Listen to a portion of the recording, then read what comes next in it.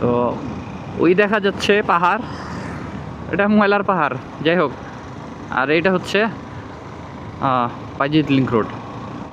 আর mostly এই তো বাম সাইডে আমি যাচ্ছি ওদিকে ঢাকার দিকে, তো বাম সাইডে ফয়েজ লেক।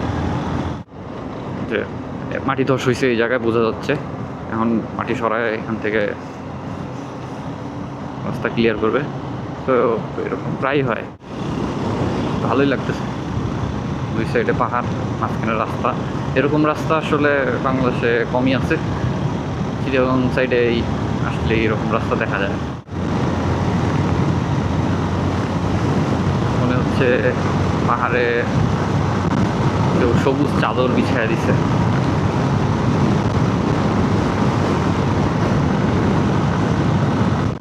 অনেকটা মোটো জিপি বা ওই যে রোড রাশ গেমের ফিল হচ্ছে আর কি।